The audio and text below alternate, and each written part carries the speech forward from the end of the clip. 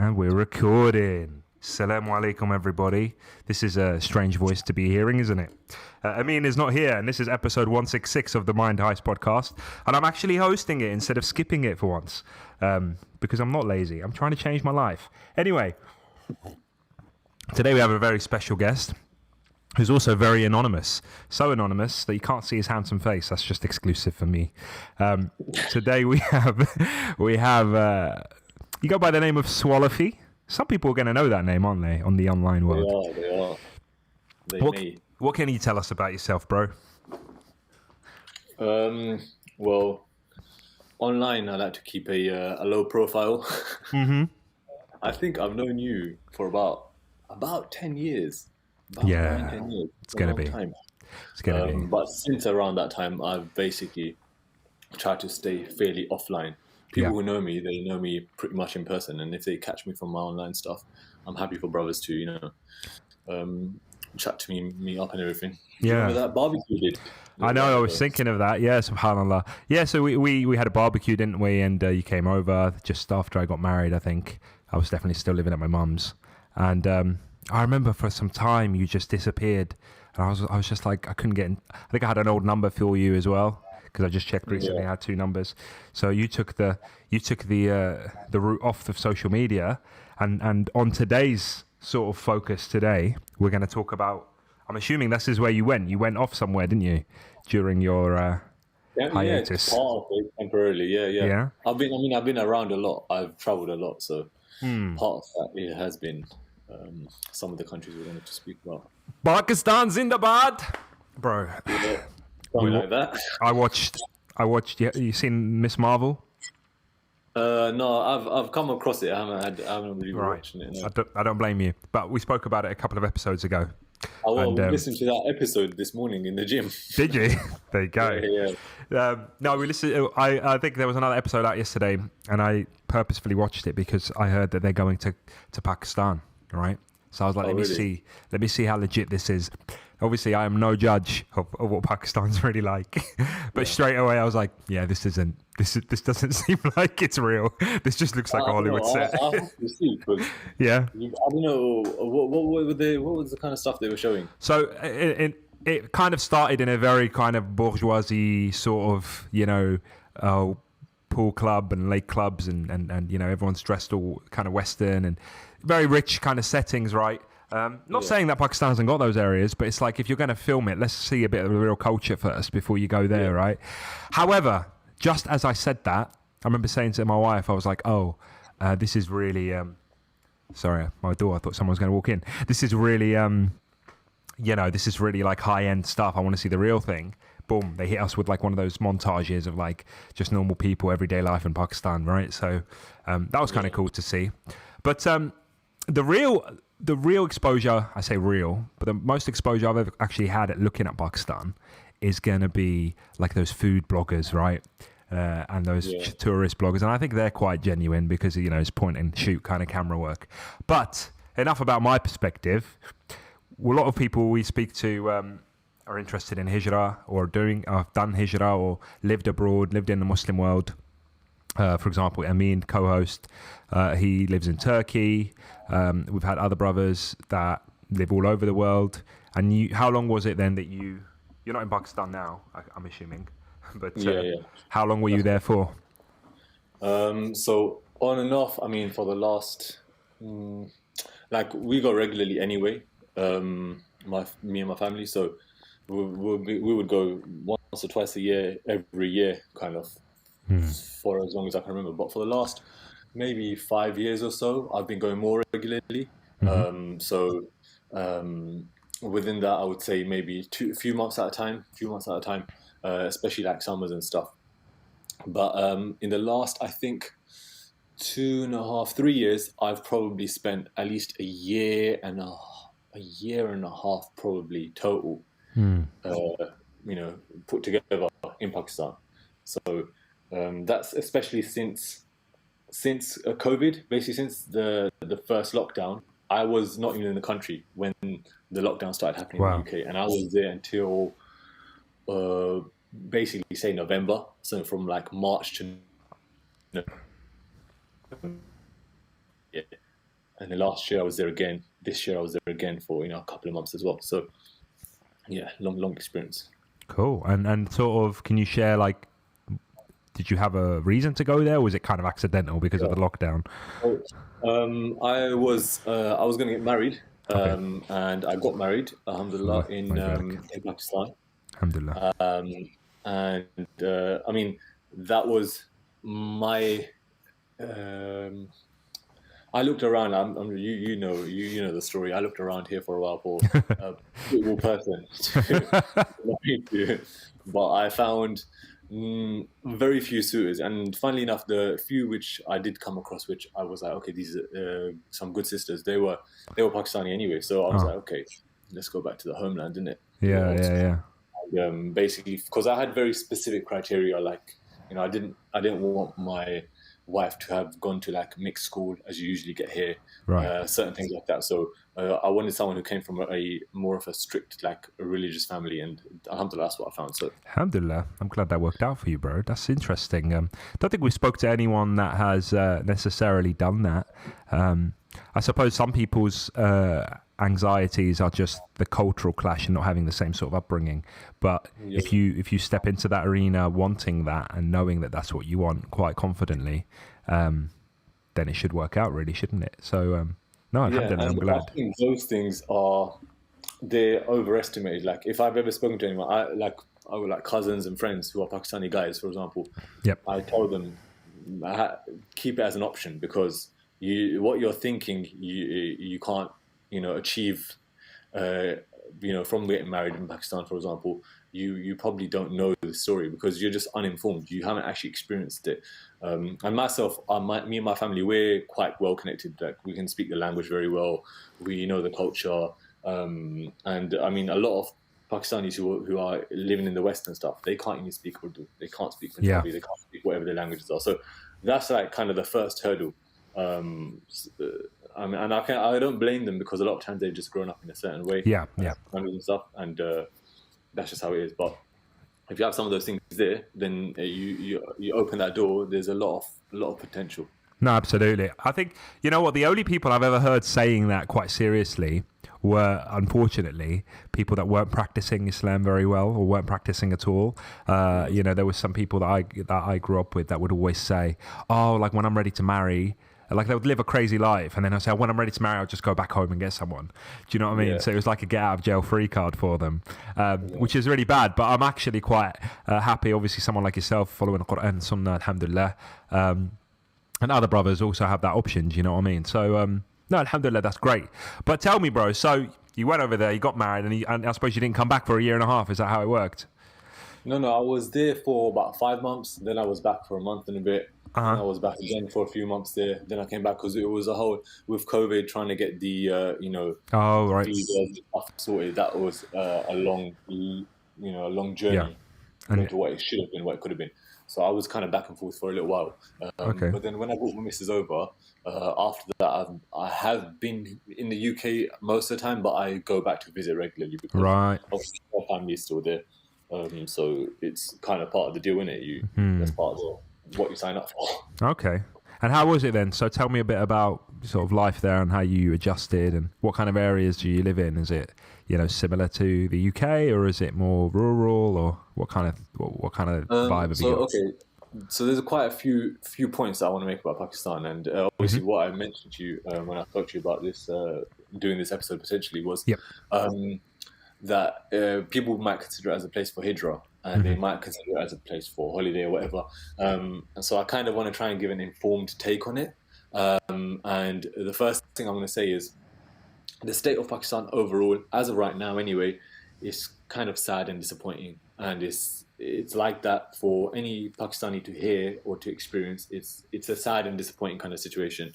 I'm not trying to put down the country, but I want to present kind of the reality of it. I've made a few notes of some of the things, so I don't miss stuff. But what I would say is, if you disagree with anything that I'm going to say as a Pakistani, the first question I'm going to ask is, when's the last time you actually went there, and how long did you spend? Because we like to paint things with a positive brush when we're not really that used to it. We're not that well informed.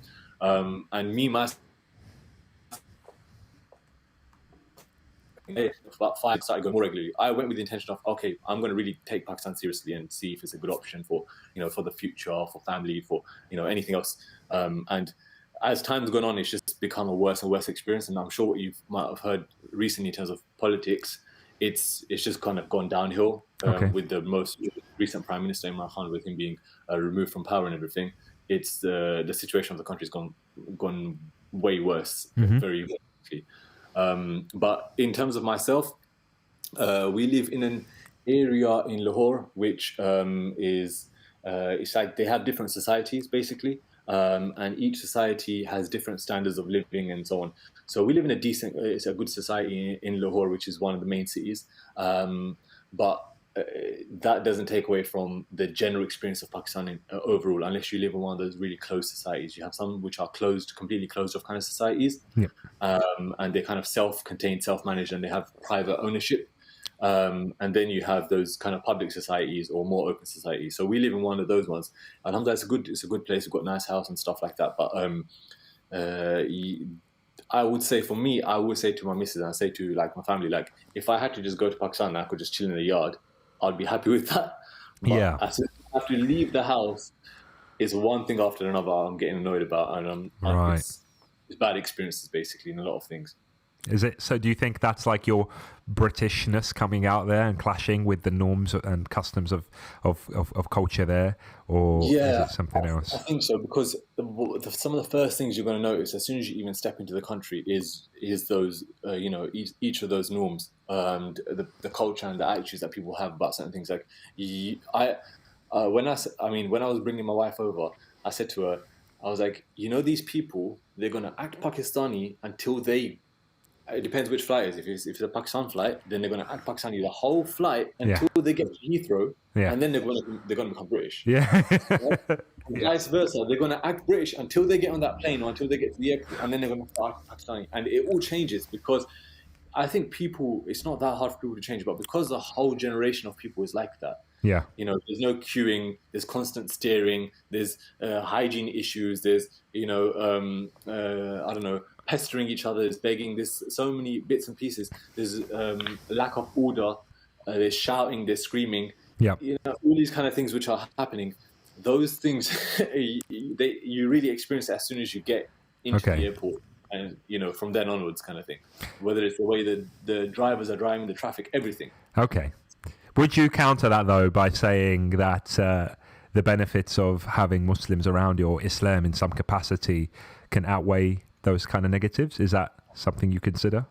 Yeah, in terms of Pakistan, the biggest benefit is that you have freedom of religion in terms of, Islamic religion. Being a Muslim, you have freedom of being a Muslim. And if you want to be a proper religious Ahl Sunnah kind of Muslim, you can be that guy, and you can be that person with your family, with your society. You can find schools appropriately. You can find, organizations which have that kind of teaching and stuff like that. And it's not hard for you to be a good Muslim like that. Kind of like how it is in the West, but you never have to feel like an inferiority complex in front of anyone. You don't have to try and prove your religion to anyone. Yeah. And you don't have to justify your way of life at all. If you're sincere, you can be whatever type of Muslim you want to. So that, I think, is the main benefit of being in a Muslim country in general, and especially somewhere like Pakistan, which is not like a very secular Muslim country like some of the other kind of westernized Muslim countries. You might feel like, I don't want to be too much of a religious Muslim here. Over there, you fully be a religious Muslim, and everyone's going to be like, yeah, cool, man, you do you. Yeah. So I would say that's the biggest benefit. But obviously, with that, everyone knows about Pakistan. Pakistan is kind of like a melting pot of, as they say, of religious variation. Okay, yeah. Of whether it's sins, whether it's innovations, whether it's kufr, all those things. There's so many combination of different things going on, and there's so many different sects.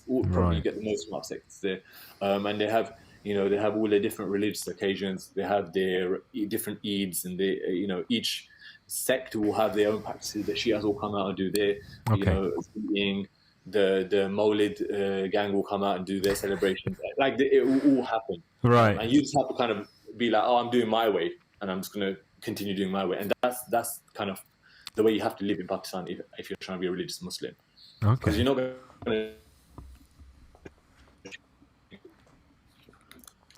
Would would you so just to, I might be jumping the gun a little bit, but just to fast forward to the future, is it like an end goal for you to be there permanently then, or is this episode going to be the warning?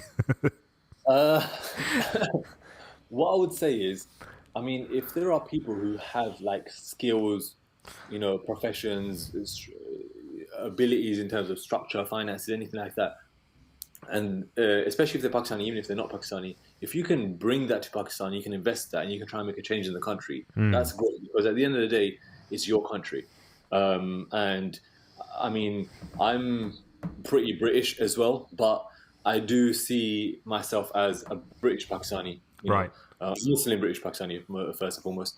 So it's a place where I can consider it to be a good place to live in the future, if loads of things did improve. Right. But as of right now, the way the country is, and the way it's been for a certain amount of time, it's not really a very practical place. I wouldn't really advise people to like start investing there, start buying property there, and things like that.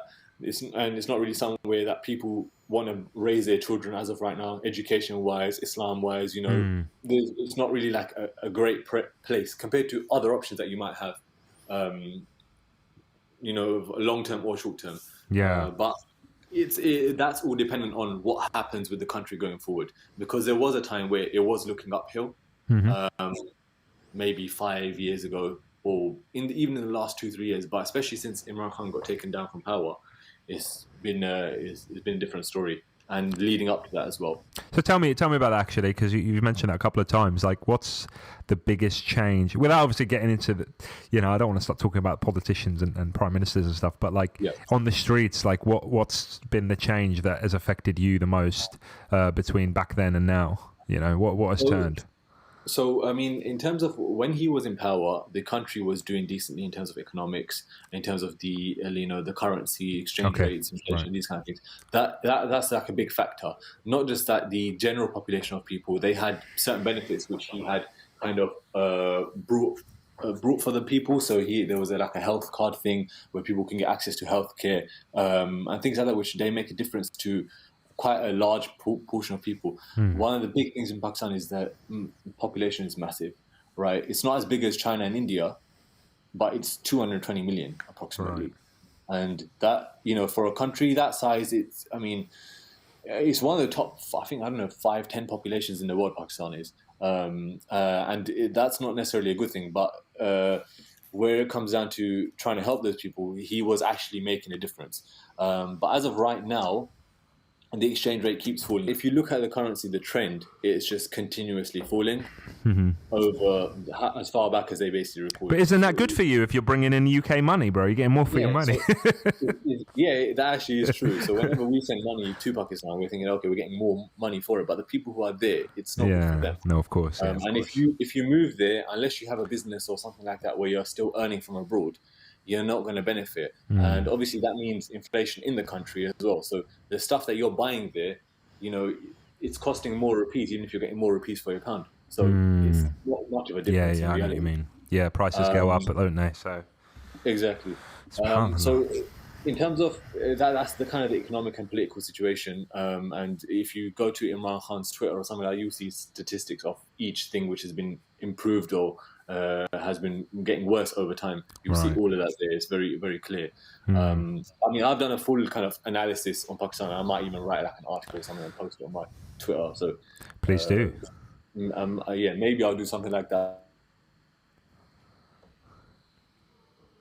The situation we're in terms of politics and economics, and it's somewhere where they kind of consider it to be an economy which has been babied for 30 years, 30 plus years, where kind of like the people there. In fact, if anyone knows what I'm talking about, then they'll be amused by that. Where you get babied basically, and other people are taking care of you. People from outside are taking care of you. Governments and countries from outside of Pakistan are taking care of them. And they're basically not doing anything practical with their life, and that's basically the situation of the economy as well. Were you working sort of there, or were you working like online from there, or anything like that? No, I had. I've got like a business on the side where I earned some dividends, so I had a bit of money coming in like that. Alhamdulillah. While I was there, I wasn't working. No, I okay. only worked before and afterwards, and I had to come back for a while to do some work as well. So that's why I came back kind of in the middle of that 2020 year. There's a brother online, I don't know if you're aware of him, Ebu Musa. He's a bit of an entrepreneur. I think he owns a recruitment company, but he speaks a lot about Pakistan. I think he's Pakistani.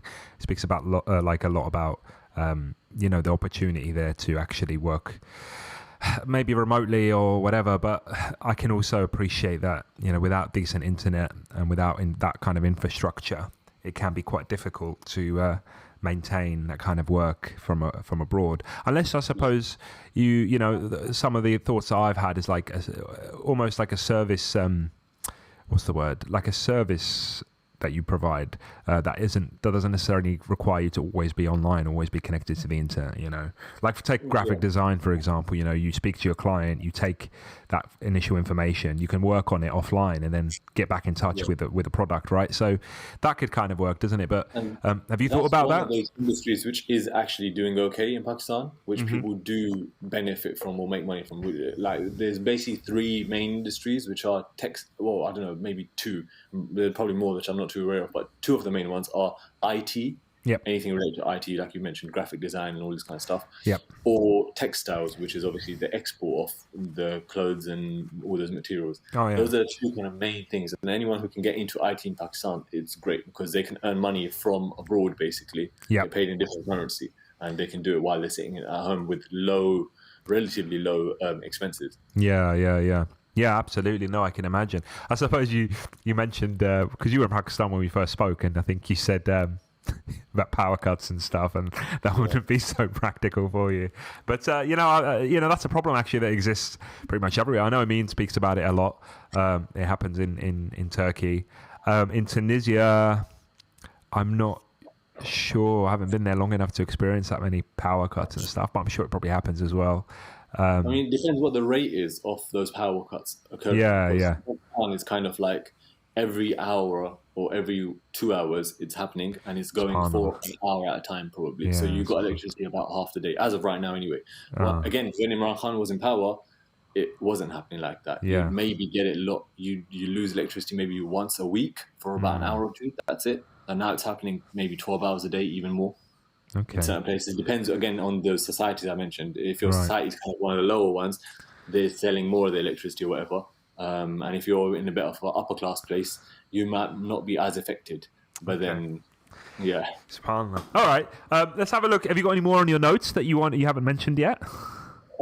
Yeah, so I just had a lot more on my notes. So I told you I can write an article, but I'll skim over most of it. I'll just give you a little overview. So in terms of infrastructure, environment, stuff like that, road traffic is very bad. There's really not very good transport, public transport, and it's well known that they are fully occupied, really full of people. As I mentioned, overpopulation and just a huge population. So there are people just everywhere, taking up every form of transport all the time, kind of thing. And it's very dangerous. Like I've had countless times. I think probably the biggest road rage I ever have is in Pakistan. And I generally have road rage to a certain extent in the UK as well. Right. But in Pakistan, it's like if someone they won't want to sit with me when I'm driving the car because I can't. There's not a single rule which I see being followed. Right. It's everything other than a rule. Like even I'll give you an example. A roundabout. Like I don't even have to explain it. Then no one has a right on the roundabout. Yeah. It's the general rule of driving. I mean, I think it's the same like this in a lot of Eastern countries, right? But it's kind of like if you can save yourself. Yeah. No, absolutely. That's kind of the rule. Yeah, absolutely. It's like that in a lot of. It's like that in a lot of Muslim countries, to be fair. I think the standard in the UK is higher anyway, obviously, compared to even other Western countries. Yeah. But Eastern countries are a whole different scenario. Yeah, possibly. Yeah, I mean, like I said, when I was in Algeria, that was the worst I'd seen it. Honestly, it was absolutely insane. Maybe because I was actually driving there, but I was completely like... I was really scared, to be fair. I was really, really scared because it was just really dangerous. But no. Do you know what? Yeah, I don't know what. Like, it's hard to say because a lot of the things you're listing are also things that I'm very aware exist in other Muslim countries. At least, you know, the ones that maybe aren't so well off. But I suppose each country is going to have its area, isn't it, of prosperity and you know, high class living and amenities and Like if you luxury. go, for example, Islamabad is considerably better, Right. than Karachi, than Lahore, than Peshawar. It's much better, and the roads are better. The driving system is different. People are generally more educated there. Obviously, it's more expensive in most, as you can expect. But most villages and even all the rest of the bigger cities that I mentioned, they're all pretty much like this. So most people are going to go to one of these places unless they're specifically going to Islamabad for a certain reason, or they're going there without any family there. So most Pakistanis, unless they have family in Islamabad, they probably won't be going to Islamabad. They'll be going to wherever their family's from. Because that's another thing. You have to have connections. You have to know people because so many things are going to go wrong. It makes a difference to have those people nearby you. Yeah. But yeah, in those kind of places, like even you get good internet, you'll get, you know, there's delivery apps and things like that, so you can avoid going out. So you do get some situations where it's a bit better, and the weather in Islamabad and further north is much better than south. So, you know, Lahore and south, it's especially Karachi and stuff, it's extremely hot in the summer, Right. which again, like other Muslim countries and Eastern countries. But when you're put in the situation of load shedding and lack of electricity, now you don't have aircon, you don't have fans for hours at a time. That makes those things much more difficult to kind of bear. Yeah. So is your missus with you here now in the UK? Yeah. Okay. And has she shared with you sort of any kind of, because I'm assuming she hadn't been to the UK before.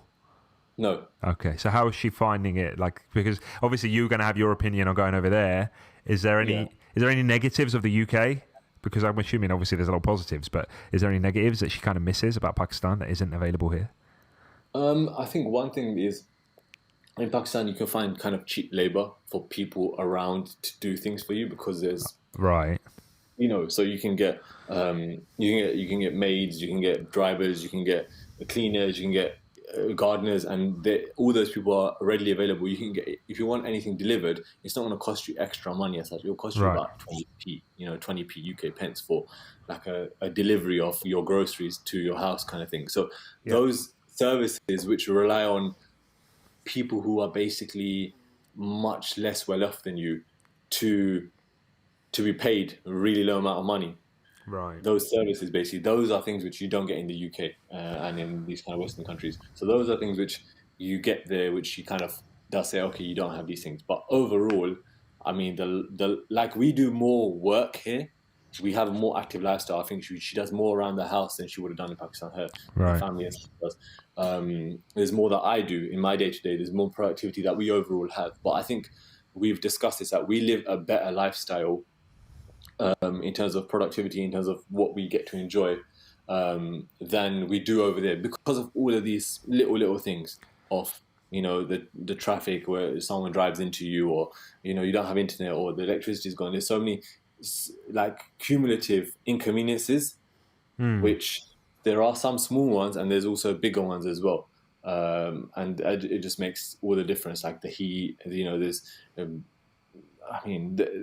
again, for example, the smog, really polluted.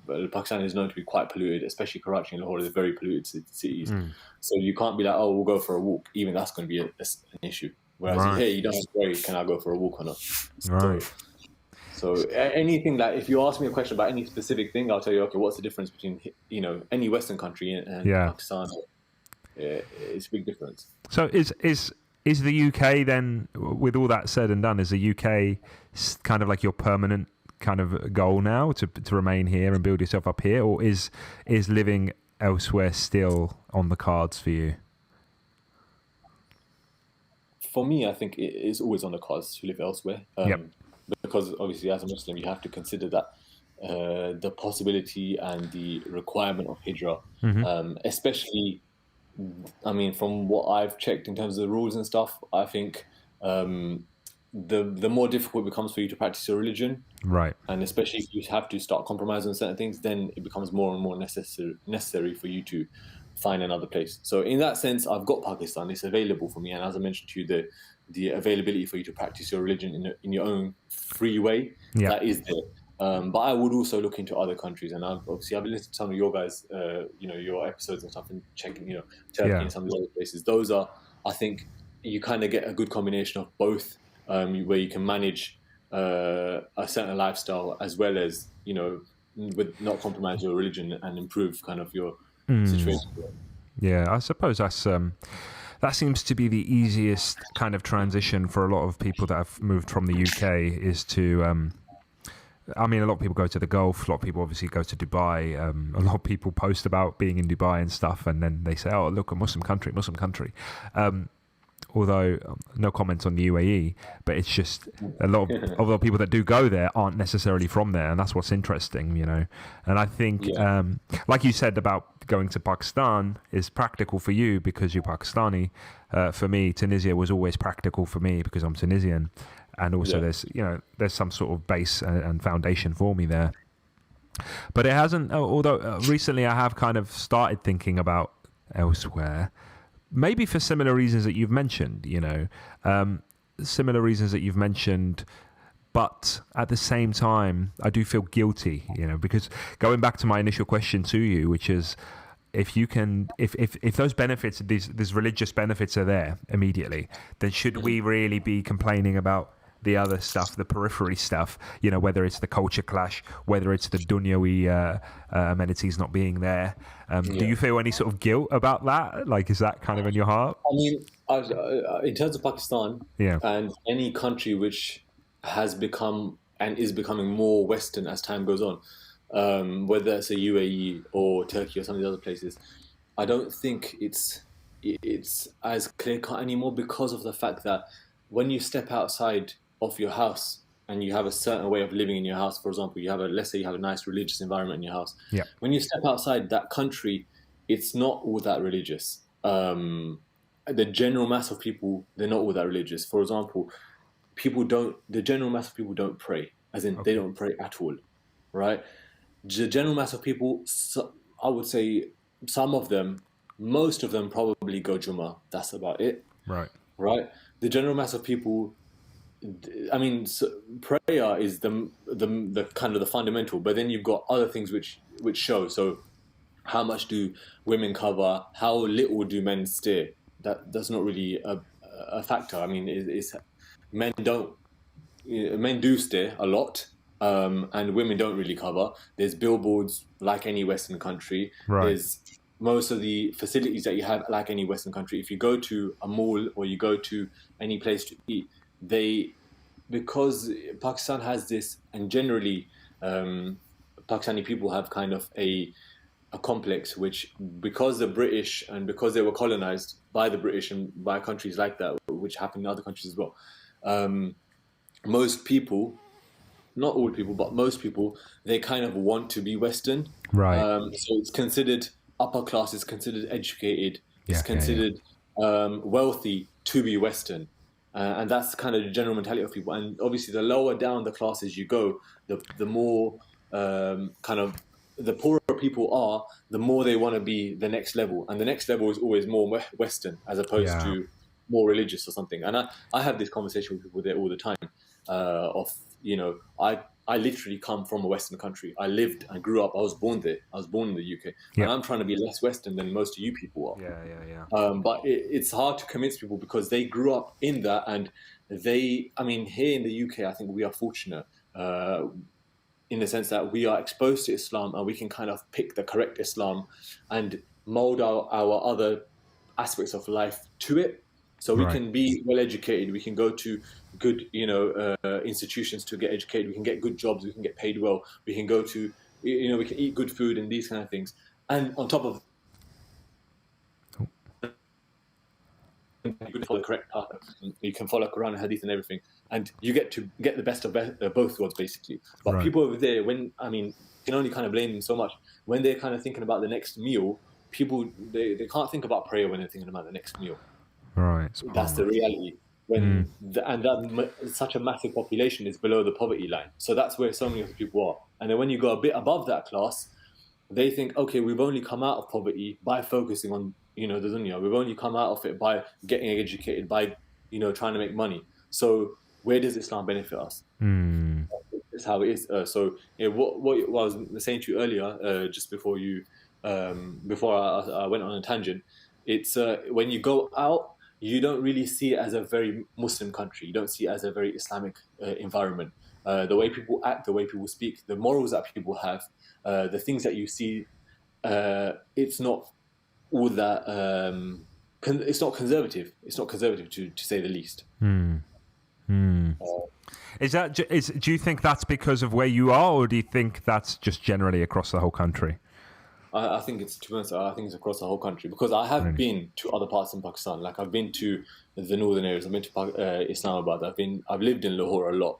I've lived in Karachi as well. So kind of that's the main gist of Pakistan in general. Like I'll give you an example which often makes it represents the people is the media, right? Okay.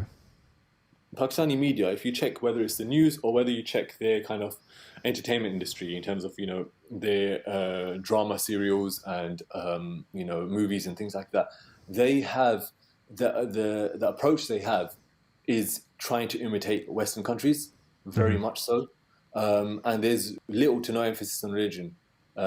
Again, you can be a religious person, and now people, to some extent, they do kind of mock. Some people do get mocked for it and stuff, but they're not too bothered, because they're like, okay, we're Muslims and everything. Right. But there's no emphasis on it. So if anything, the emphasis is on trying to be Western, trying to dress like Western people, trying to, sing and dance like they do, trying to get education like they do, trying to do movies like they do. All of those things are an imitation of Western countries, basically. So going back to the original question, compared to the UK, how much of a difference is it? Not that much. In fact, you get to choose more here because you're not in that complex, basically. It's interesting. I think, based on what you're saying, though, are they all? So the places you've lived, are they all big cities? And have you lived anywhere like small villages and rural kind of places? Okay, yeah, I haven't actually lived in villages and more rural areas, and I can't speak for those areas. But generally speaking, rural areas are poorer. Yeah. So you will get more religious people in some pockets of places. Yeah. But you get, I would say, they're more kind of conservative. Yeah. But they're uneducated about the religion. So, in the sense that they believe they're following the religion, and they believe they're doing things according to the religion, but because they don't actually have a proper understanding of what Islam says, they've never actually really studied fiqh, hadith, and the seerah. They don't really know how the Prophet was, how his family was, and Sallallahu Alaihi Wasallam. They don't know these things, so they are going on a certain kind of superficial kind of Islam, which they've just been taught through the generation. Of course, and obviously that comes with its own issues, because I know about many families where people have been married there, or they've come from there, and they've realized that, okay, this is not the religion. And that's those things which are happening with those people are things which turn people away from Islam again. Right. That's interesting, because, a lot of the criticisms, like once again, you're saying, it echoes in my head because of Tunisia. And it's that kind of post-colonial trap, isn't it? Of, going back to Western culture and Western dress and Western whatever media, if even, is put on a pedestal. And that is where a cultured person goes towards, isn't it? It's similar in Tunisia. You'll find the people that are well off, people that are very kind of Western, and they're also like almost exclusively speak French. Every other word is French. If not, it's all French. You wouldn't even know, because a lot of Tunisians can be quite fair skin as well, blonde hair, blue eyes. You wouldn't even know that they're Tunisian unless they told you. But likewise, because it's a small country, a lot of the people that echo that stuff to me and keep saying these negative things often have never stepped outside of a village, right? Never stepped out of a city. Now, myself, I do live in Tunisia in a very rural area, in a small little village, by a smaller or slightly bigger town, but not like a city. But I've been to all the primary cities in Tunisia, and I've seen that difference. I've been to the touristic areas, and I've seen that difference. I remember on Twitter when I was a bit more active, someone was like criticizing me about saying, "Oh, you picked the most Western country to go to in terms of like Hijra, right?" But for me, the things that you said about rural places not having maybe the brightest understanding of Islam, for me actually, I found that as quite a beautiful opportunity, because although they might not be as staunch in their innovated practices as maybe some areas of Pakistan that you're referring to, for us there was conservative values, all right, in the villages that I came from. So, for example, segregation between men and women, just culturally, not necessarily because of religion, but there was still, the salams, there was still like the brotherhood, there was still like the peace and unity among people. But because in those small villages, you can be quite well known, oh, you're the Westerner, or you're the guy from Britain, right? People like to listen to you. And especially if you display yourself in a religious way, people are fascinated that you could have come from such a, Western society. And then have that. And actually what ends up happening is your opportunity to give da'wah is a lot stronger, because they consider you educated. They consider you know your stuff. And actually, if you start talking to them about aspects of the deen that aren't right. For example, we had a famous sort of village thing that would happen where we were, where they would all go visit this particular grave, right? Every year. It was like a well-known thing. And when I was younger, even I went to it not knowing what it was, because that's just what they do. Everyone goes, right? Or another thing was like on Eid. On Eid specifically, all the women would go to the graveyard and start crying their eyes out before Eid Salah. It was just this weird thing that... Okay. Yeah, but it just shows you, like, these are just things that happen, right? But actually, because of that kind of status, or whatever you want to call it, I was able to talk to a lot of people and explain to a lot of people that this has no basis, and explain to them using, just that small access of knowledge. That little bit of, even if it's like Islam Q&A, for example, whatever, the other sites are available, whatever your opinions are on those websites, but we're not getting into that. But you know what I mean? Like, just the access, right? Because a lot of these people wouldn't even know where to look for knowledge. Yeah, it's true, yeah. So for me, that's what I found really nice. It was like, okay, I had that conservative kind of values around me. Yes, my house could be as religious as I wanted it. And the outside world was a bit hit or miss. But I think what does strike me as impressive about Pakistan is, you could have that complete religious freedom, in the sense, grow your beard, wear a thobe, possibly have a wife in niqab, or, for example, walk the street, and no one would really bat an eyelid. Is that a correct assumption? Yes, yeah. So but your religion, your own Islam would be affected by others, but others wouldn't probably affect you, in the sense they wouldn't really have some negative response to you. And you have to assess that comparison with any Western country of how much are you being affected by others, how much are you being limited in practicing your religion. And if that is something that you have to weigh up, then probably you probably are better off in somewhere like Pakistan. But if you're not, then all the other factors, they outweigh kind of against Pakistan. Right. Yeah, I can imagine that, yeah. I mean, this is it, like, because just in comparison, if I was to go around in my beard and my thobe, and my wife in niqab, and in some areas many areas of Tunisia, we'd immediately be, looked at, suspect, that kind of thing. And the thing is, I'm sure Pakistan isn't free of the problems that cause that stereotyping of Muslims or practicing Muslims, whether it's terrorism or attacks or whatever, by groups that claim to be Muslim or try to adhere to some extremist ideologies, or the conspiracies that surround that kind of stuff. So that has always interested me, actually, because there was in Tunisia, at least, when these attacks did happen, there was a demonizing of those with beards and those with niqab and that kind of thing. And although I see these kind of attacks happening in Pakistan and surrounding areas, I don't see the demonizing necessarily to an open wide scale. They won't demonize you over it. They won't, like, it's not a big issue, but there'll be like a light level of mockery, which happens if you look at any. He knows the word Mulvi, right? Mulvi means the religious guy, the religious bearded guy. Right. So I used to get that from my immediate family members, let alone from people outside. Let alone from Pakistan. So that's something which I mean, my dad says it. Like, Yeah, of course. No, of course. Yeah. you know No, what I yeah. mean? But let alone anyone else. Uh, But you know what? that's just If it wasn't for the UK and the environment you have here, I mean, Allah guides whom He wills, right? But sometimes in your own personal feeling, it's that kind of somewhat of a marginalization that you feel in the UK that leads many to go to become practicing Muslims and strongly identify. Yeah. And that leads me on to a question, actually. How was your Iman being in a Muslim country surrounded by Muslims? Because, just to give you my answer, there was a phenomenon for me where like I felt like my Iman was stronger surrounded by non-Muslims because I felt that marginalization and I need to hold firm. Whilst when you're surrounded by Muslims, it kind of dilutes you a little bit. I don't know. But what do you think? I feel like from my experience, religion unfortunately has become very personal. Right. Anywhere where you are, no matter where you live in the world.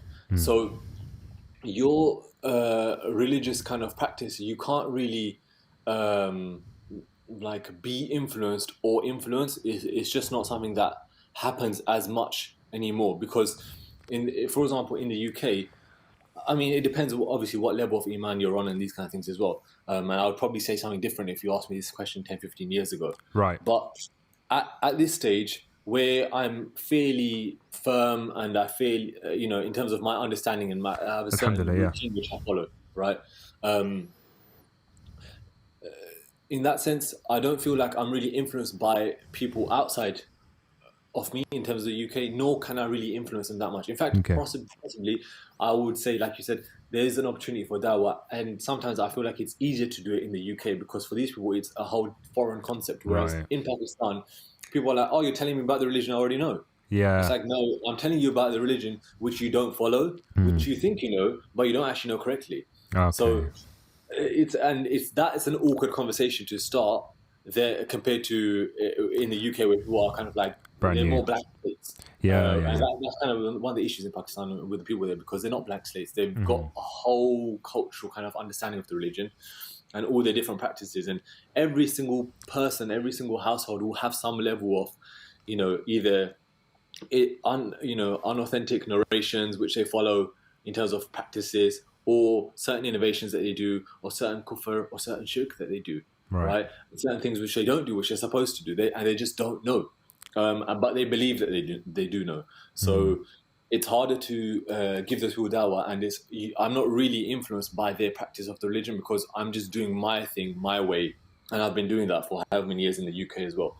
So I think if you are at a lower stage of Iman, you might be influenced, but I would say you have to find the pockets for those influence.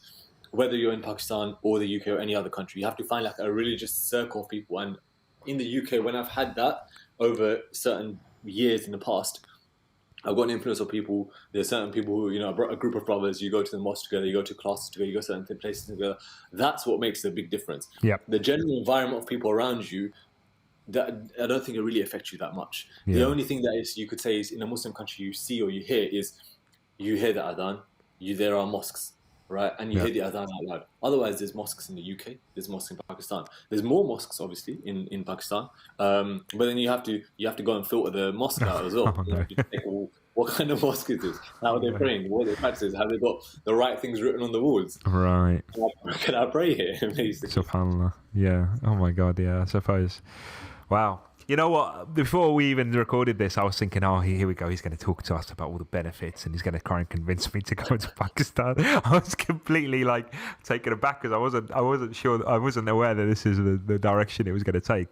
So, but I'm playing devil's advocate on purpose here because not rightfully, there's going to be a lot of people that might be listening to this that are from Pakistan who may completely disagree with you actually. But I think that's fair. I think people are going to have their different experiences. And I think ultimately it's kind of like what's right for you, isn't it? It'd be interesting, so the way that a lot of people we speak to now, at least the conversations me and Amin have, although Amin isn't necessarily in the UK anymore, but definitely lately as my kids get older, it's like that culture of what you mentioned earlier about as long as you can practice your religion freely, then you should be all right, even in the UK. But now we're sensing this bigger pressure that now that we've got kids, those kind of things that we don't want to compromise are now seeping their way into even, our children's upbringing and, schools and that kind of thing. And I think the middle ground that a lot of people fall into now is like, okay, we want to leave this country, for example, but we want to have our pocket and our safe space in another Muslim country. And by doing that, you combine that with homeschooling, and you'll combine that with like working, remotely or working for yourself, some sort of online business or whatever. And that seems to be like the sweet spot for a lot of Muslims. It seems to be what Amin's doing. A lot of other people are doing that.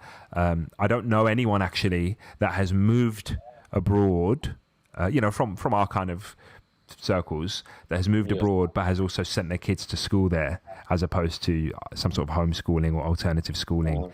But I don't know, have you got kids yet? Yeah, I've got one. Alhamdulillah. How old are they? This one's he's not even a year old yet. Okay, Allah barak. Allah preserve them. But this is it. Like, I think maybe because they're not at that age yet, those things haven't maybe hit you like a train like they have for us. But it's interesting, bro, and it is definitely something to think about. I mean, last episode. I do think long term about these things. Yeah, and of course. Like I said, that's why I've got that thing in the back of my mind that Pakistan is somewhere I can go and is available for me. Yeah. Right. I've got a set up there. I've already got a set up there. That's something which I've worked on since I was even married. But the situation of the country is such that until I need to go, I probably won't. Or unless I need to go, I probably won't, because the benefits don't really outweigh the harms. Right. And basic things, for example, like some of the other factors which I've written down but didn't go through yet, is like medical and healthcare hygiene and water and sanitation. You don't get those things to that level, and you have to worry about what you're feeding your children there is not good quality. For example, you don't even get organic food. You don't get organic, chicken or whatever. You can't get a healthy, varied diet, because a lot of the food that we eat, it's imported from other countries. Right. For us to get that that variety of things to eat. So you don't get those. You get goats, but what they're feeding the goats and what they're feeding the chickens is different. Even the eggs, you can't really get organic eggs. And I've had situations where I've bought organic eggs and you boil them and they just turn into what's it called? The color comes off. Yeah. So it's one of the biggest travesties actually of the Muslim world is that the diets have changed so much, because not only is a lot of food imported, but all the stuff that we would class as really bad, whether it's chemicals or agents or whatever, there's a certain level of approval before it reaches the food industry in the UK and in the West, but they don't have those standards necessarily in Muslim countries. And I recall, bro, like where I lived, like I said, quite rural, etc. How old am I now? I'm almost 29. So 20 years ago, when I was in Tunisia, living in Tunisia, the food there was like completely like, you couldn't find Western stuff, in these rural areas. You could not find all this stuff. So everything really was quite legit. Everything you ate was very legit. Even the meat was local. Everything was local. And I've gone back obviously a few months ago, and just thinking, like, now there's, in the village that we live in, bro, there's like 2-3 supermarkets, like proper supermarkets, not even like the rinky dinky stuff, like proper, like, oh, this could be, this could almost be Waitrose, or exactly. So, and all of that stuff was like, a lot of the stuff in there, if not 90% of it, is all imported stuff. And now even like looking at the meat and even tasting the meat has changed. Like you can just tell something's changed there. And obviously things have got more expensive for people. So people are cutting corners in production. But just to rewind a little bit on that question about how is your iman in that country, you mentioned earlier about like road rage and stuff, and I think that can be an effect sometimes, because I have a friend who moved to Egypt actually, and he's been in Egypt since I got married, so maybe 6 years now, 5-6 years, all right? And he I would speak to him quite often, and he would mention how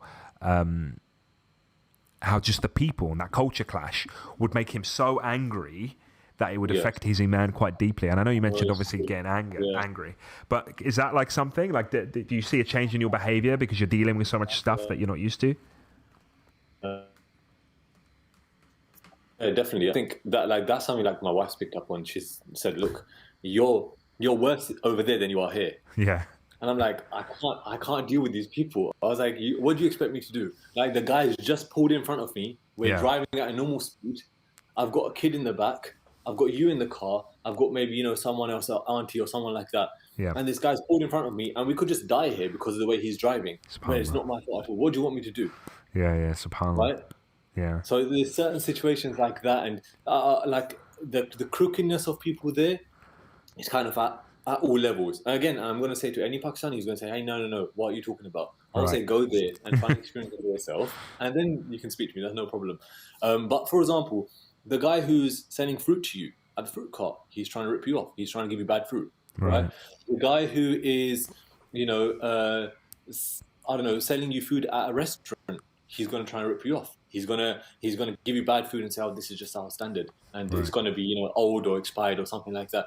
You heard about the airline situation, right? They had fake licenses. Oh, right? Yeah. Or they had licenses which weren't, they hadn't fully passed the exam and stuff. The politicians, the lawyers. So it's kind of at every level, unfortunately. And you feel it, from the way people drive, the what you get given in terms of food, the eggs, the organic eggs that you might buy.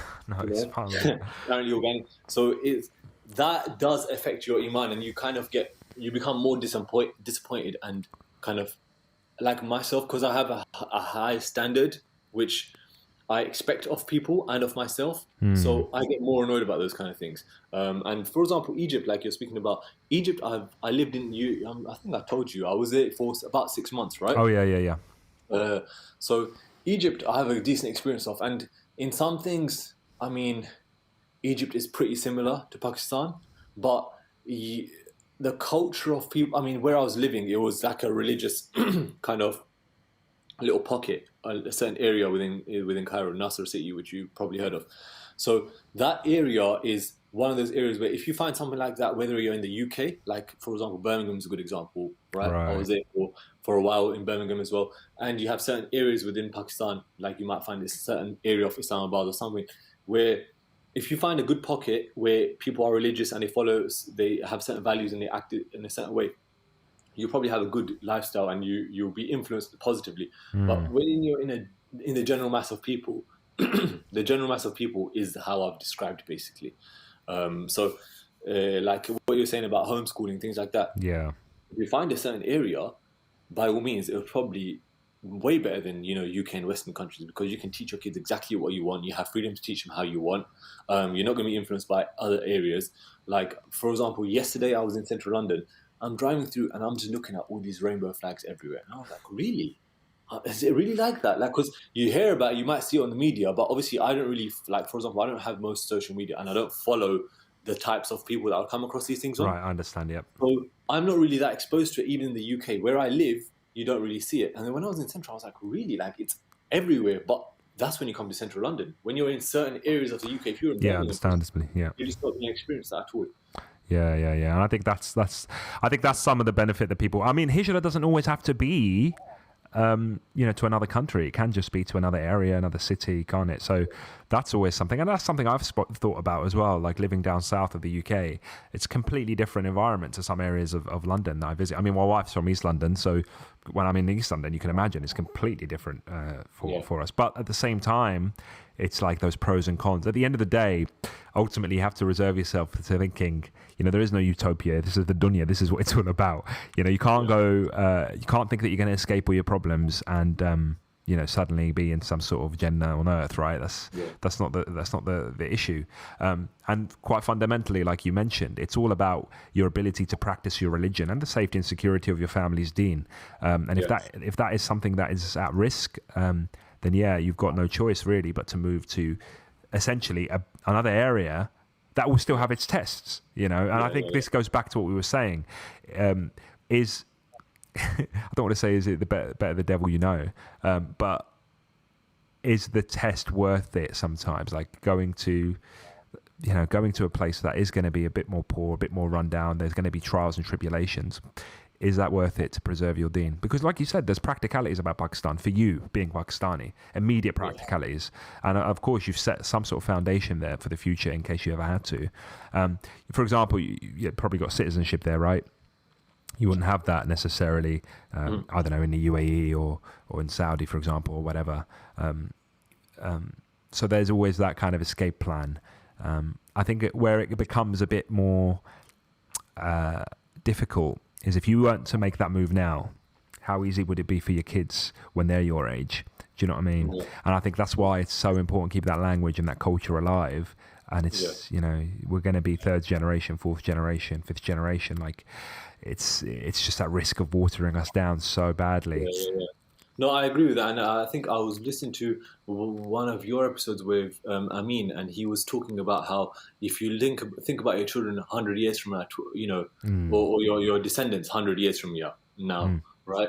Where would they be and what are they going to be on? I mean, the general culture and the narrative means, right, the chances are just that they're going to be on some different path. They might have apostated. They might be, you know, they might be on some completely different way. So if that's the case in a non-Muslim country, then yeah, of course, long term, it probably is better to be in a Muslim country or a Muslim area.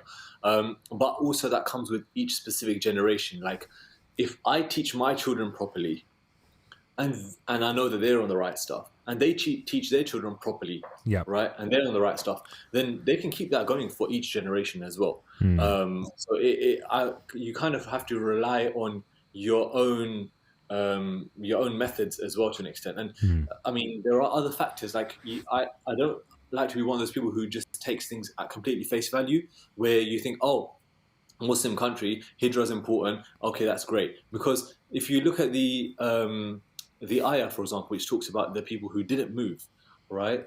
It's the ayah says, "Was the earth of Allah, was it not spacious enough for you to move therein?" It doesn't specifically say a Muslim country, a Muslim area, etc. Yeah. Right?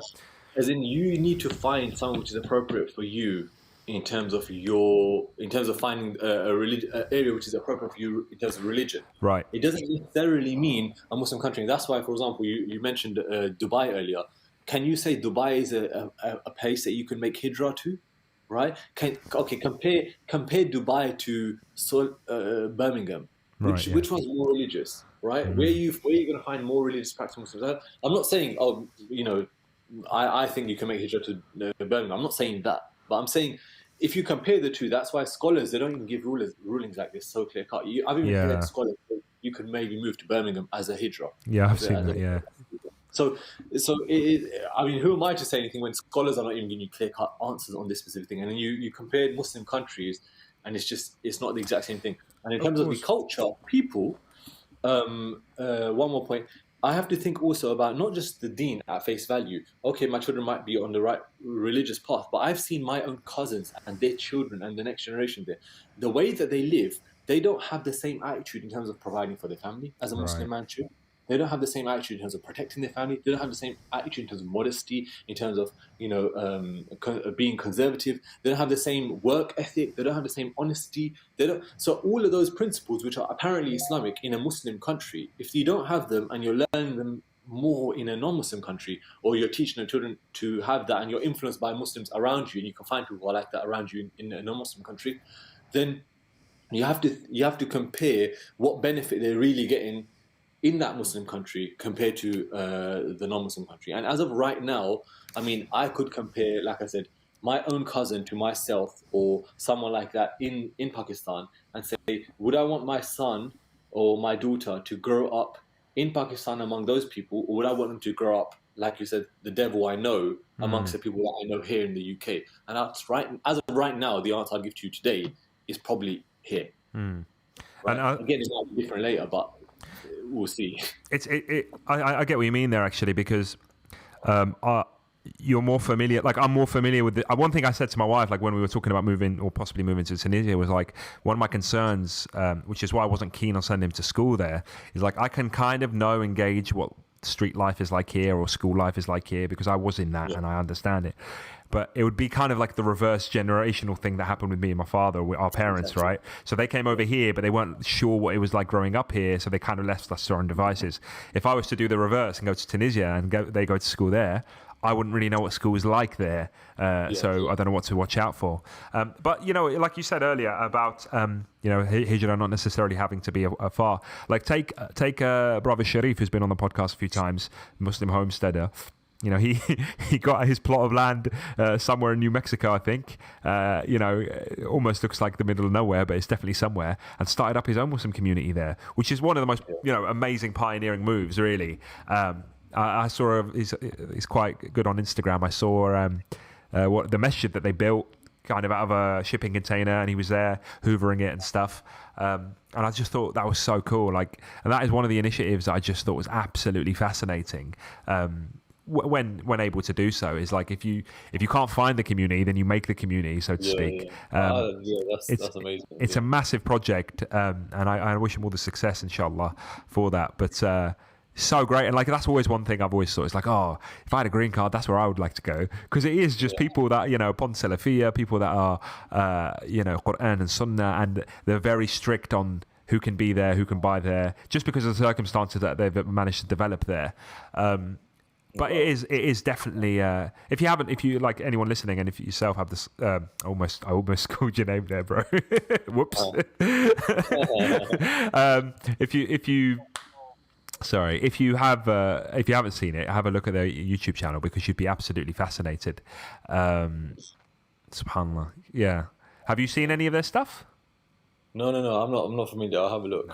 No, really, really good. But it has been something which I've thought of myself as well. Yeah. And it's something which, there's every single thing has so many extra factors involved. You can say, I want to move to a Muslim country, but then you've got these other things we've discussed. And you can say, I want to build a Muslim community, but then you're going to have other politics and who's on the manhaj and who's absolutely, yeah, no doubt, I think if the intention is there and you don't get too bogged down into the details, it's something which is definitely it's a good thing.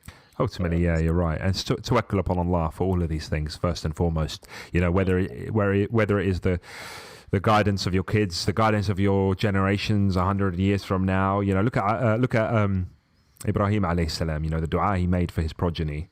And look what the answer to that dua is now. And think back to whoever was the first person to become Muslim in your ancestral line, but prior to this. And I always think about that myself. I think about, subhanAllah, who was it that accepted Islam first? Have we always been upon monotheism? Can you imagine being part of a line of people that has always been upon monotheism? But the likelihood is, and Allah knows best, but the likelihood is you probably weren't. There was probably a time where you weren't upon monotheism. Somebody in your family way back made that decision based on knowledge, became Muslim or became a muwahhid, and it might have got lost along the way, maybe a couple of generations down, and it's just been back and forth. And right now you are one of those people, so what can you do to set the path straight for the next people coming along? And I think that's always a fascinating thought. Thinking now what you're saying about family, I'm thinking about that in the sense of the advice that I'm giving in terms of Pakistan, I'm talking about it as someone who considers himself to be a practicing Muslim, right? And I'm talking about it in kind of giving the advice to people who also consider themselves to be relatively stable practicing Muslims in a sense, right?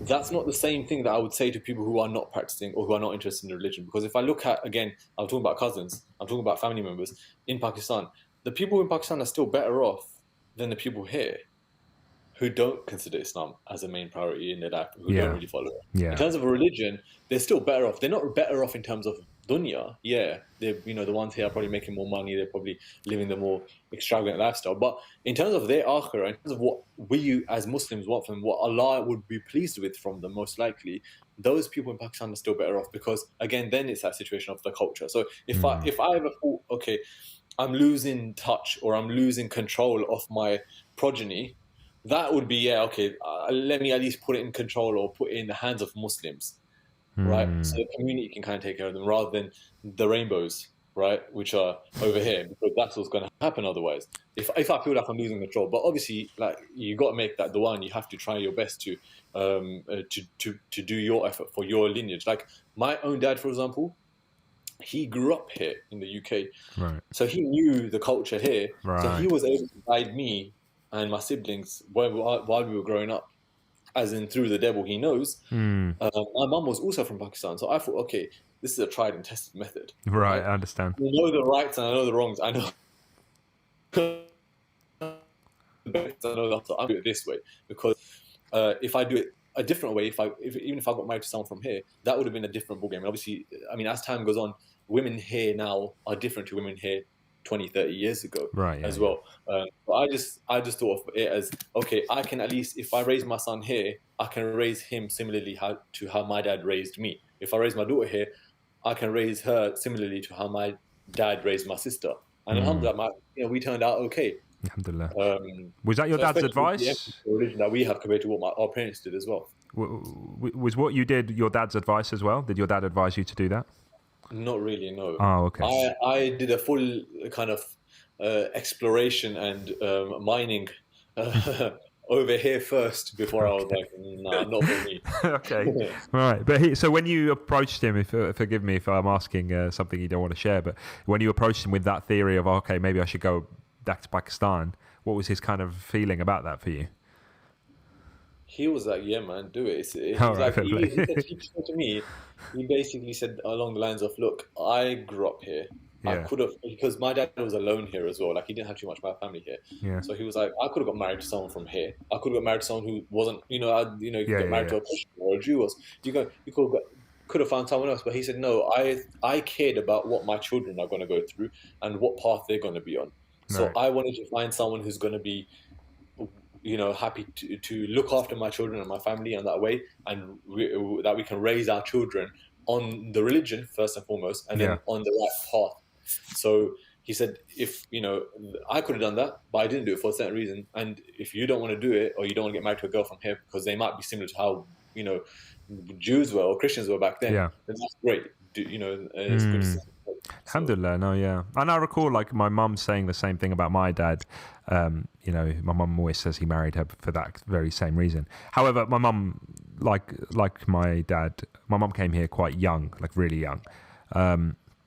But at the same time had all those values, those Muslim values, at least culturally speaking, it was similar. And then obviously the practicing comes when they grow older, isn't it? So, I think that's fascinating. I think, alhamdulillah, may Allah bless our parents for making those decisions on our behalf prior to us even being a thing, even existing, right? It's fascinating because you can live your life, and there's many people, we see them every day, many Muslims that live their life thinking very much nafsi, right? And not thinking of, listen, the person I need to marry is going to be the mother of my kids, so I need to make a very important decision here. And unfortunately, you do sometimes see people that don't make the right decision early on, or don't make a decision with the right intention early on, then regret it later on down the line, and then there's broken families and the kids are all over the place and this kind of thing. It takes a lot of thinking, it takes a lot of serious thought, and I don't want to make this a marriage episode, but it's quite interesting actually, because I don't think I've spoke to anyone who's really done what you've done, alhamdulillah.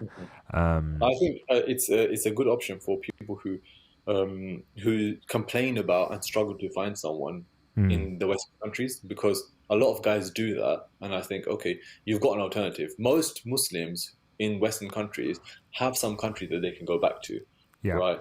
Because most of them are not reverts. You probably got like a small percentage of people who are reverts who, are white British reverts or something like that.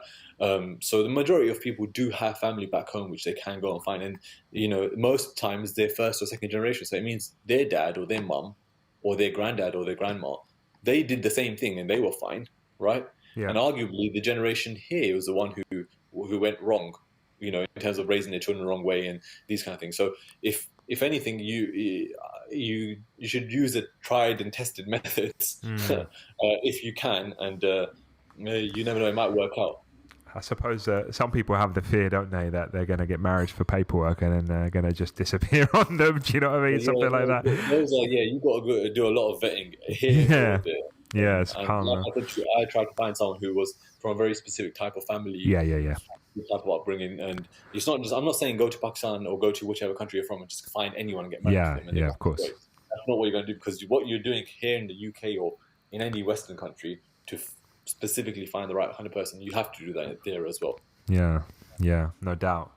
I suppose that's the difficulty, though, isn't it? Because unless you've got people on the ground there, how do you do the vetting from over here? You need to That's true, and yeah. you have to be willing to go and visit. You have to take the trips. You have to have family and stuff to help you out with it. Sounds like an expensive investment, bro. But Allahumma barik. What can I say?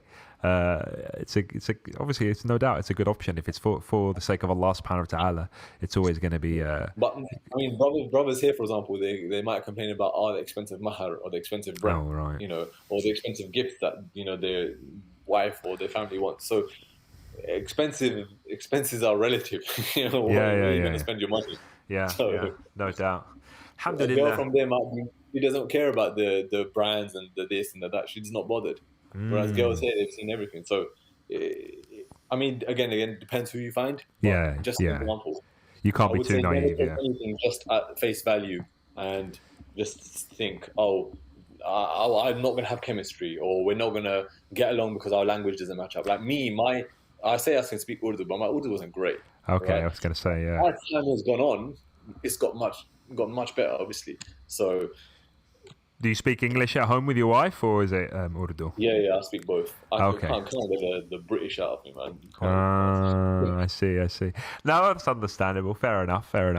Like those things you mentioned about not thinking too much about it. I remember prior to getting married, that was definitely something that I was like, I'm not sure I can do that, because there was a time when the option was there, like the idea came to our mind as a family. But those were definitely my apprehensions. It's like, I can't speak the language strong enough, and the cultural clash and the different understandings, and heck, you won't even understand like the stuff I grew up with because it'll be completely different upbringings, So yeah, but at the end of the day, those are quite trivial things, aren't they? And whether they actually impact life in a meaningful way could be debated. Cool. How long have we got? Have you got any more like a final points on your list, maybe? I don't want to take all the article substance out. If you're going to write this article, we'd like to share it. Yeah.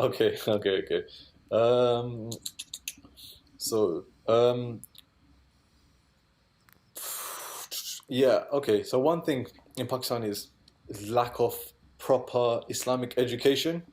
Okay. I've kind of brushed over this a little bit, but here you do get the benefit of you actually get classes you can go to. There's so many shuyukh who come. And you have the ability to learn online, and interestingly enough, if you're not going onto non-Muslim materials, if you go into Muslim materials, generally speaking, even if you look at the different groups and stuff, I would say in Western countries, the path that Muslims are generally going towards is like an Ahlul Sunnah, authentic Islam. Generally speaking, they might have a few hinge kind of differences here and there, but that's kind of what they go towards. But in Pakistan, people don't really have that, and they don't really know where to look. Over here, if you go on Google and you check certain things out, you will find mostly the right things. If you're sincere and you want to look for it. And most of the kind of the big prominent figures in the Western countries, they are all right. But in Pakistan and stuff, you've still got most of these old school guys who are like, preaching the same old Deobandi or Barelvi or Shia stuff. That's what's prominent. You can see that actually quite often in like YouTube comments of, I don't want to say popular da'is, but you know what I mean, like mainstream sort of figures that are teaching Islam online, whether they're da'is or shuyukh or whatever. You can see in the comments, you're always finding people actually from Pakistan or from India or from the Muslim world loving that kind of content and eating it up. And it kind of it speaks to maybe this hunger that those communities, those people from those countries don't necessarily have access to that kind of I don't know, knowledge or, da'wah or whatever you want to call it. That's quite interesting actually. But at the same time, I'm sure there is stuff on the down low. I'm sure there is stuff in those communities, those pockets that you speak about. But it's finding and there are certain, like they call them Jamaat, right? There's a Jamaat, and there's different types of Jamaats in Pakistan. So you get a well-known one, which is the Tablighi Jamaat, which is basically like the Obandi one. But other than that, you get other like Jamaat Islami and certain ones like that where you've got like a more traditional or more authentic understanding of the religion. They're not as well known, they're not as famous, but you can come across them. The only thing I have a kind of issue with, which not everyone there does, but what people tend to do is when they get into like a group, right, any group here or there, people start kind of, even if they think it's the authentic group, they kind of start blindfolding that group in a sense. So they start taking all of their principles and all of their teachings without without contextualizing them, without actually checking on the authenticity and stuff like that. And I have this same kind of qualm with people who are even taking, a quote unquote Salafi du'at and people in Western countries, in the UK and stuff. Just taken as if everything's correct which they're saying and everything's correct which they're preaching. But at the end of the day, human beings are human beings, and people are going to make mistakes. You have to look at the content and you have to check the authenticity of whatever's been said and whether or not there's an agenda and all these different things. So whereas this does happen more in Pakistan, unfortunately, because those different groups and sects are a bit more mainstream. You can get around it if you do look in the right places. And I know a lot of the new generation in Pakistan, they do look at Western du'at, and obviously then they start going really Western and they end up America, and then a whole different ball game. But if they kind of talk about halfway into the West and they kind of get to the UK and these kind of countries, then they'll come across some decent information. Like for a lot of stuff, for example, with my missus and her family, I've told them so many different things as over the last few years, stuff which they didn't know. And even though they came from a good, conservative family with kind of the correct understanding, they still had some things they didn't understand correctly. They had a understanding about them, which I had to kind of clarify for them. Because alhamdulillah, one of the benefits is we have so much exposure to information, and if you want to learn the right stuff, you can find it. Yeah, absolutely. No doubt. And a lot of that is obviously the access to technology, but also because just the way that society has developed itself, especially in Birmingham and London and these areas, you've got those access to classes, access to shuyukh, ulama, even come and visit, that kind of thing. That was, that is what led me to become practicing, like that exposure, because yes, I lived in Tunisia. When I was young, I lived in Tunisia, but I never had that around me. And I never had, the masjid was very, I don't want to say empty, but it was, you go there for prayers and you'd leave. And that was even... That secular before. kind of understanding, isn't it? Yeah, no extracurricular activities, because anything like that can be questionable. I mean, horrendously, I remember even being told, like, oh, if you're a young person, you go and pray Fajr in the masjid, the authorities will have their eye on you because they think you're going to be too extreme or stuff like this. So that was always quite an aversion for some people. But you know what, Swolafi, it's always hard to say that, Swolafi. This has been quite refreshing. I'll tell you why. Because every time we speak about Hijra on Mind Heist, and I know obviously this has been focused on Pakistan, but I think actually all the things you said haven't been foreign to me in other places. I've seen this kind of stuff in Tunisia. I've seen this kind of stuff in Morocco. I've seen this kind of stuff in Algeria. These are the countries I'm familiar with. But you hear about it. Like I remember with Amin, he was always talking about power cuts in Turkey, for example, and I'm sure lots of other stuff. Sometimes we'll be scheduled to record Mind Heist. We'll be like, oh, I can't. We've got a power cut. I don't know when it's coming back. So we'll have to do you know what I mean? We'll have to cancel because of that. But actually, I think for those that are, I think I'll put a bow on it. But for those that are thinking of Hijra, these are things that you can't deny that are going to be barriers and they're going to be things that you're not used to. And if you are Pakistani and you're considering moving to Pakistan, maybe don't take your anger out of Swolafi if you disagree with him, because otherwise you'd already be in Pakistan, wouldn't you? Generally, not you, but the person listening, right? What's stopping you? Obviously, everyone's got their own circumstances. But if you have made Hijra to Pakistan and you're there right now and you're listening to this and you completely disagree, we would like to hear from you as well, and I'm sure you probably would as well. I think it's just people have got to be prepared that you can't escape the trials of the dunya, and sometimes it might be the better the devil you know, unless obviously the devil is on your neck and your deen is at 100% at risk, right? Exactly, yeah. And you've got to think of it like that. Tell me before we wrap up, one last wrap-up statement from yourself. Give me the one last positive, bro, of Pakistan. I want to hear positive, bro. Okay. It's not on your list, is it? You have to go all the way down the bottom. Yeah. So you spoke about deen to some like freedom of deen.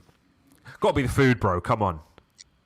Yeah, I would say, like, if you're a Pakistani and you're considering it, or even if you're not considering it, right, don't have the attitude of, any colonized, nation or person from a colonized nation where you're trying really hard not to be Pakistani, or you're trying really hard to be someone else. Like, if you don't know the language, you should know the language. Try and learn your language, and know your food, know your culture, your dress, the clothing, and these kind of things. Be proud of it. Be proud of it in the correct. This is,